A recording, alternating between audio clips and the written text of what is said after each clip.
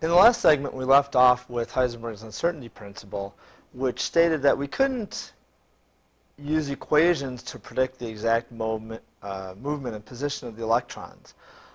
So what do? Do we take Schrodinger's wave functions and get rid of them? They actually do have some very good qualities to them. I mean, the continuity idea and the quantized energy idea, factors into the wave function. And what I thought I'd do too is show you just a picture of what that, one of the wave functions looks like. So you can see here, it's a rather complicated equation. Over on the left side, we have what's called the Hamiltonian operator, and then a lot of functions after that. Again, higher orders of math, this actually isn't such a bad equation to work with. So what do we end up doing? Well, what we're going to do to develop from Bohr's model to the modern quantum mechanical model of the atom is, instead of trying to dictate or describe the exact position of the electron at any moment in time, we're going to try and look at it from the standpoint of where are we most likely to find the electron, or what's the probability of an electron to be at any given point at any given time. So what we did is we took the Schrodinger's equation, psi, and turns out that if we square that function, we get what's called the probability density, or the probability of an electron occurring at a particular point if we evaluate that function at a particular point. Most of the time we'll be talking about this in terms of what we call the electron density.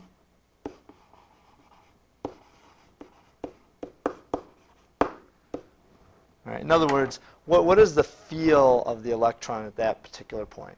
So you can see over on the left, we have a kind of a pictorial picture where the more dense the area of dots, the more dense the dots are, the higher the probability that the electron will be found in that area according to Schrodinger's equations. Now, when we take Schrodinger's equations and we find the solutions to these, they create a set of wave functions with energies that describe electron density over all space in the atom. This ultimately then will result in what we will call regions of space that are defined as orbitals. Right? So it's a very important idea for us to transition from the idea of an orbit in the Bohr model to the orbital in the quantum mechanical model. In the Bohr model of the atom, we had just one type of quantum number, the principal quantum number, n. So we had n equals 1, n equals 2, n equals 3.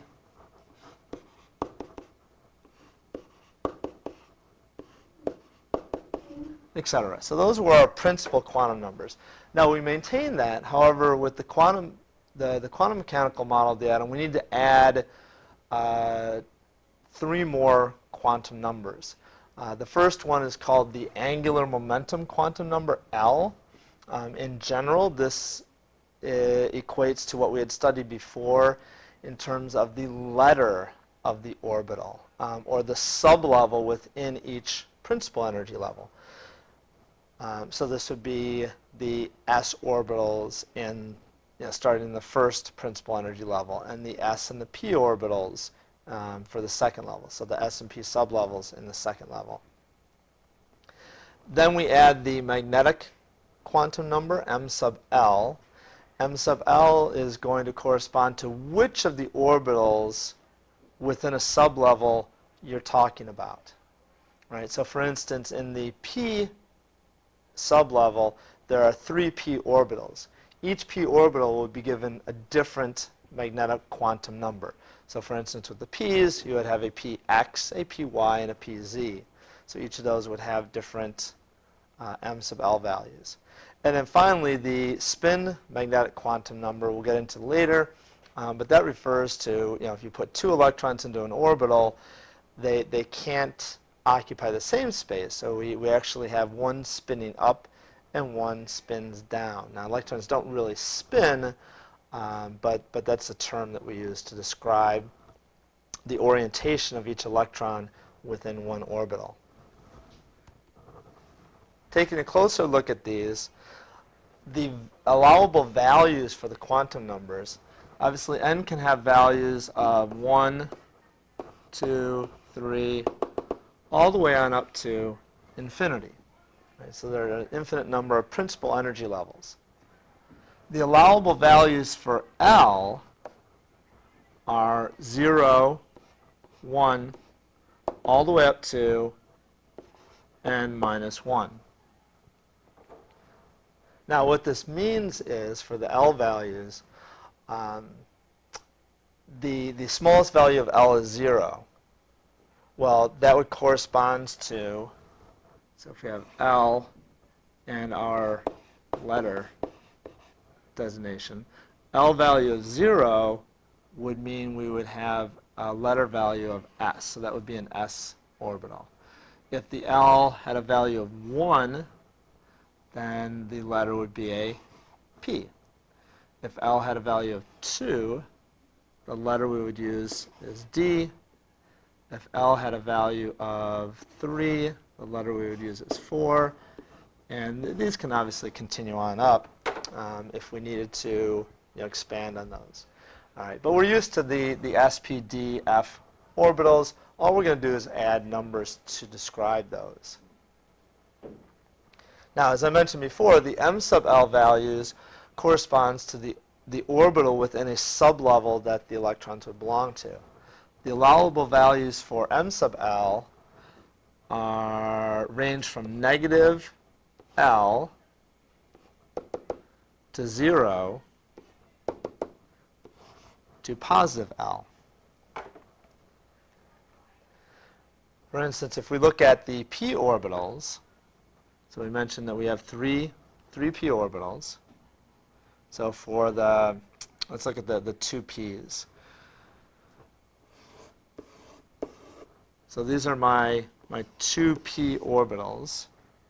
Well, 2p, my n equals 1, I'm sorry, my n value is 2, my L value is 1, right, because it's a p orbital. My M sub L values then would be equal to negative 1, 0, and 1. Again, negative L to 0 to positive L, or negative 1, 0, 1. These would correspond to those three orbitals. Negative 1, 0, and positive 1. And again, it doesn't really matter to us which one is which, but we do know that they have different M sub L values. And again, the M sub S, the allowable values are either plus 1/2 or minus 1/2, designating the spin orientation for the electron in an orbital. Here's a summary of the possible quantum numbers. So starting with any given value of n over here on the left, you can determine what possible values of L, the number and letter corresponding to that, and then the possibilities of M sub L and the number of orbitals in each sub-level. Right, and these are found also in your book. Here's an energy level diagram describing the orbitals. So you can see that down at the lower left-hand corner, we have our 1s orbital, and then we have a big jump to our second principal energy level. Now this is for a a hydrogen-like atom, and so we're dealing with something with only one electron. So 1 electron atoms. Right? With 1 electron atoms, the sublevels are at the same energy level. So the 2s orbitals and the 2p orbitals are actually at the same energy level. The term that we use for this is degenerate. Right, so any energy levels that are at the same, or any orbitals that are at the same energy level are said to be degenerate. So the 2s and the 2p's are degenerate. The 3s, 3p's, and 3d's are also degenerate. Next, we'll take a look at how we visualize what's going on with these orbitals, or what is our the model that we're going to use in our minds to describe these electron densities.